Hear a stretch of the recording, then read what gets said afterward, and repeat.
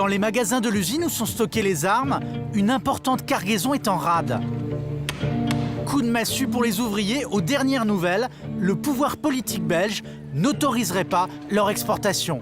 Aujourd'hui, on se retrouve avec un immobilisé important dans l'entreprise qui ne se concrétise pas en chiffre d'affaires. Fusils anti-émeutes, mitrailleuses, pistolets. Il y a dans ces caisses 3000 armes, au total, pour une valeur de 12 millions d'euros. Le problème, leur destinataire.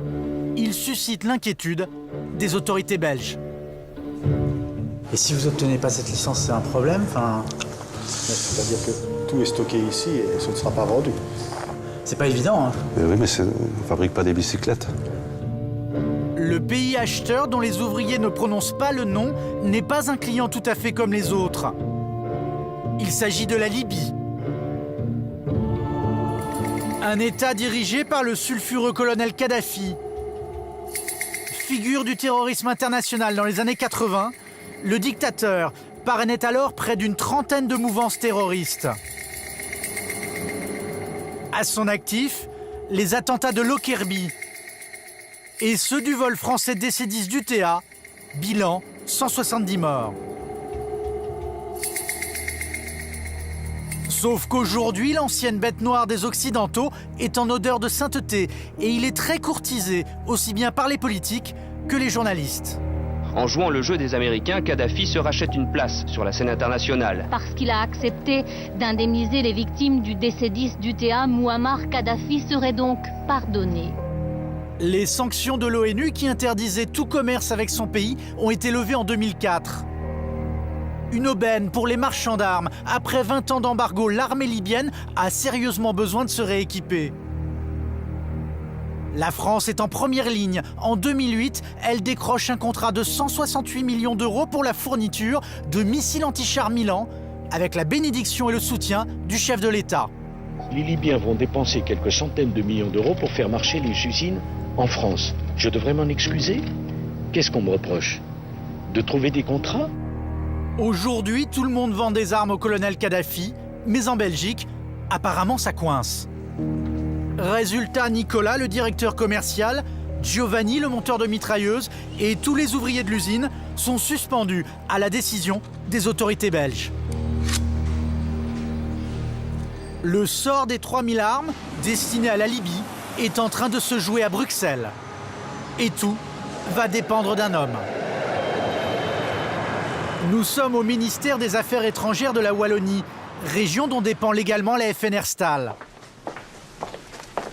Redouté par les industriels de l'armement, Philippe Suinen préside la commission qui examine et rend un avis sur toute exportation d'armes dans la région. Pour lui, ce qui compte, ce n'est pas le portefeuille, mais la morale. Il se peut qu'on perde parfois des marchés, mais qu'est-ce qui est le mieux?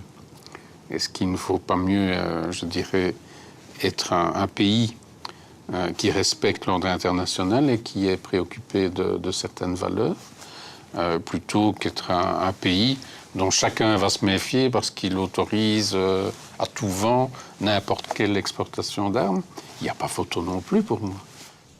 Pour les ouvriers de la fabrique nationale, l'affaire est loin d'être gagnée. Philippe Suinen n'est pas prêt de délivrer le Sésame, le End User Certificate, le document qui certifie que les armes iront dans le pays acheteur et pas ailleurs. La Belgique se demande si les armes destinées au colonel Kadhafi ne seront pas revendues à des pays sous embargo ou à des bandes irrégulières.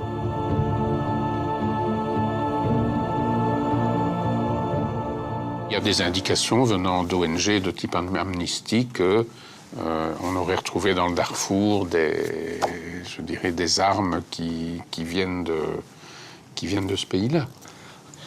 Je vous sens un peu marchand sur des œufs, là. C'est ce que je vous ai expliqué. On travaille à huis clos. Pour se faire un avis, Philippe Suinen fait appel aux services secrets ou à d'autres organismes qui enquêtent sur les détournements d'armes, dont fait partie Luc Mampé. Après des investigations poussées, il a obtenu des informations très négatives sur la Libye. Ce dossier d'instruction de la justice italienne révèle que les Libyens ont tenté d'acheter des quantités astronomiques de Kalachnikov chinoises à destination de rébellions. Le gendre du colonel Kadhafi serait lui-même impliqué. Selon le procureur italien de Pérouse, ces armes n'étaient évidemment pas destinées à être conservées en Libye, qui, rappelons-le, est un petit pays de 3 millions d'habitants, des forces armées d'environ 80 000 hommes, et donc il n'a certainement pas besoin de 500 000 fusils d'assaut en excédant de tous ceux qu'il possède déjà. Et d'après le procureur italien, eh bien, ces armes étaient destinées non seulement au Tchad, mais aussi au Soudan, voire même à l'Irak, et aussi, selon le procureur italien, à la République démocratique du Congo. Alors, la Belgique peut-elle commercer avec un pays qui semble jouer les intermédiaires pour des groupes armés illégaux?